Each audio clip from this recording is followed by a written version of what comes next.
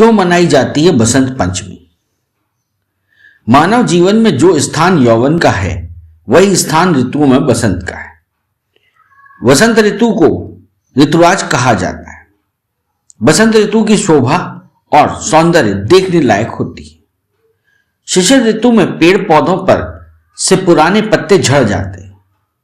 कुछ अरसे बाद वसंत ऋतु का मौसम आता है। प्रकृति में नया जीवन आ जाता है। पेड़ पौधों बेलों पर रंग बिरंगे फूल खिल जाते हैं। आम के पेड़ों पर बौर लग जाती है और डाली पर बैठी कोयल कूकती रहती है। धरती के आंगन में रंग बिरंगे फूल खिल उठते हैं। चंपा, चमेली, केतकी के फूलों की सुगंध से वातावरण महकने लगता है। वहां सूरजमुखी, गेंदा और गुलाब के खिले फूलों का सौंदर्य भी देखने लायक होता है। खेतों में सरसों के पीले फूलों की बहार का तो कहना क्या। अलसी के नीले नीले फूल, खेतों में झूमती गेहूं की सुनहरी बालें और सब तरफ छाई रंग बिरंगी हरियाली देखकर उदास मन भी खिल उठता है।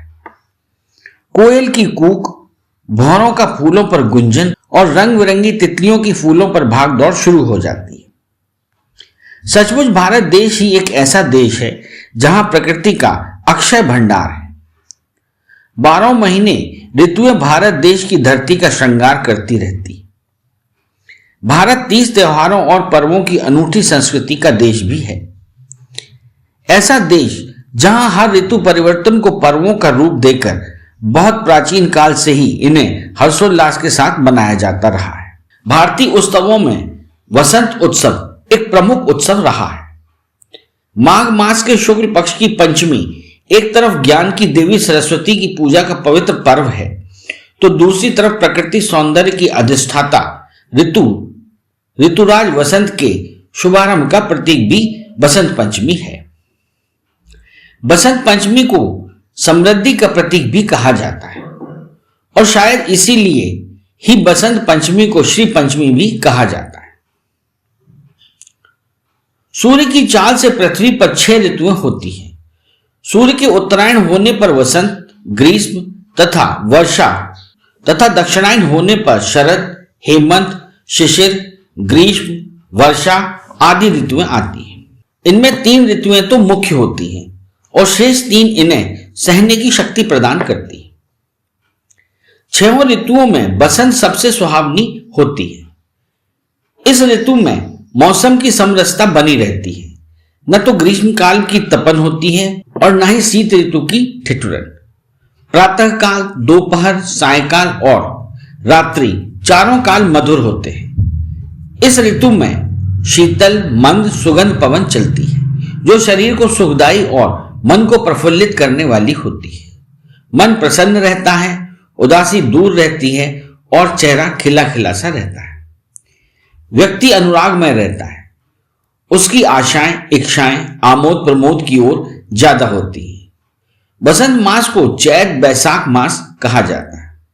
प्राचीन ज्योतिष के अनुसार बसंत ऋतु 2 महीनों में पड़ती है, चैत और बैसाख में। वैसे वसंत का आगमन चैत से होता है, फिर भी माघ मास की शुक्ल पंचमी को वसंत पंचमी मनाई जाती है। लेकिन फागुन में ही वसंत का प्रभाव दिखलाई पड़ने लगता है। पूरे फागुन से लेकर बैसाख तक आनंद भरा मादक प्रभाव बना रहता है। फागुन में ही हर्षोल्लास भरी होली आती है, जब रंग, गुलाल, अबीर से व्यक्ति मदमस्त होकर प्रकृति के साथ अपनी खुशियां प्रकट करता है। इस ऋतु में पहनावे में परिवर्तन आ जाता है। मोटे कपड़े शरीर से उतर जाते हैं और हल्के कपड़े पहनने शुरू हो जाते हैं। स्त्रियों की वेशभूषा में पीली साड़ियां, पीले वस्त्र कुछ समय के लिए पहनने शुरू हो जाते हैं। पीले वस्त्रों को पहनने का प्रचलन महाराष्ट्र, राजस्थान, उत्तर प्रदेश में है। राजस्थान में महिलाएं पीली साड़ियां, लहंगे, ओढ़नी पहनती हैं। पश्चिम बंगाल में वसंत पंचमी बड़े ही हर्षोल्लास और सरस्वती पूजन से मनाई जाती है। पीले वस्त्रों को पहनने का यहां काफी प्रचलन है। पूर्वी उत्तर प्रदेश में वसंत पंचमी पर लोग फाग या होली गाते हैं। गाने का यह सिलसिला फागुन की पूर्णिमा तक चलता है। भारतीय काव्य और प्राचीन साहित्य बसंत की महिमा से भरा हुआ है। प्राचीन काल में वसंत पर्व का कुछ अधिक ही महत्व था। प्राचीन काल में ऋतु परिवर्तन की घटना बड़े समारोह के साथ मनाने की प्रथा थी। वैदिक काल में ऋतु परिवर्तन की घटनाएं नए नए यज्ञों का श्री गणेश करके मनाने की प्रथा थी। बसंत काल में महत्वपूर्ण यज्ञ आदि किए जाते थे। फिनीशियन जाति के लोग अपने मुख्य त्योहार आज भी वसंत और शरद काल से मनाते हैं। प्राचीन मिस्र के निवासी अपने ओसिरिस देवता के चंद्रमंडल में विलीन होने की घटना वसंत काल में बड़े समारोह के साथ मनाते हैं। वात्सायन के कामसूत्र में इस महोत्सव का नाम शुभ संतक पड़ा है। जब वसंत ऋतु की आगवानी करने के लिए नागरिक और नागरिकाएं नृत्य गीत करती थी। भास रचित चारुदत्त नाटक में इसी प्रकार के एक पर्व का नाम कामदेवानुयान पड़ा है।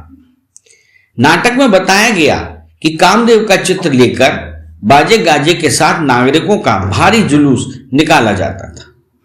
9वीं शताब्दी में कश्मीर में वसंतोत्सव सार्वजनिक रूप से मनाने का भी उल्लेख है। जैनों के उत्तर पुराण में एक जगह उल्लेख है कि वसंत काल में लोग झूला झूलने का आनंद लेते हैं। इस तरह जैन हरिवंश का कहना है, लोग झूलते समय हिंडोला राग अलापते थे। राजशेखर की काव्य मीमांसा में भी वसंतोत्सव का उल्लेख है। आदि कवि वाल्मीकि और महाकवि कालिदास ने तो वासंती संयोग वियोग का भावभीना मर्म स्पर्शी चित्रण किया है। वसंत की शोभा का सजीव गुणगान चंद्रवरदाई, अब्दुल रहमान, विद्यापति, नंददास, बिहारी, पद्माकर, धनानंद, सेनापति तथा हरिश्चंद्र आदि कवियों ने अपने काव्यों में बड़े सुंदर ढंग से किया है। प्रकृति सौंदर्य पर आधारित वसंत उत्सव आज भौतिकवादी इस युग में धीरे धीरे खत्म सा होता जा रहा है। पीले वस्त्र पहनने और पीले व्यंजन खाने की परंपरा खत्म होती जा रही है। फिर भी हर वर्ष वसंत के आगमन पर देश के किसी न किसी कोने में रंग बिरंगे परिधान पहने लोग अबीर गुलाल लगाकर इसका स्वागत करते हैं। वसंत पंचमी के अवसर पर भी श्रद्धालु भक्तजन पवित्र नदियों में स्नान करते हैं। आज भी ख्वाजा मोइनुद्दीन चिश्ती की दरगाह शरीफ के शाही कब्बाल सरसों के पीले फूलों के गद्दे बनाकर मजार पर चढ़ाते हैं। वसंत पंचमी क्यों मनाई जाती है? वसंत पंचमी हर वर्ष हिंदू पंचांग के अनुसार माघ महीने की शुक्ल पक्ष की पंचमी तिथि को बड़े उल्लास के साथ मनाई जाती है। इसे माघ पंचमी भी कहते हैं। वसंत ऋतु में पेड़ों में नई नई कोपलें निकलना शुरू हो जाती हैं। नाना प्रकार के मनमोहक फूलों से धरती प्राकृतिक रूप से सज जाती है। खेतों में सरसों के पीले फूल की चादर सी बिछ जाती है और कोयल की कूक से दसों दिशाएं गुंजायमान रहती है। वसंत पंचमी को मां सरस्वती का जन्मदिन भी कहा जाता है, इसलिए इसे मां सरस्वती के जन्मदिन के उपलक्ष्य में मनाते हैं। इसके पीछे एक छोटी सी कहानी है। हिंदू धर्म की मान्यताओं के अनुसार जब ब्रह्मा जी ने सृष्टि की रचना की थी तब हर तरफ शांति व्याप्त थी, कहीं कोई ध्वनि सुनाई नहीं पड़ रही थी।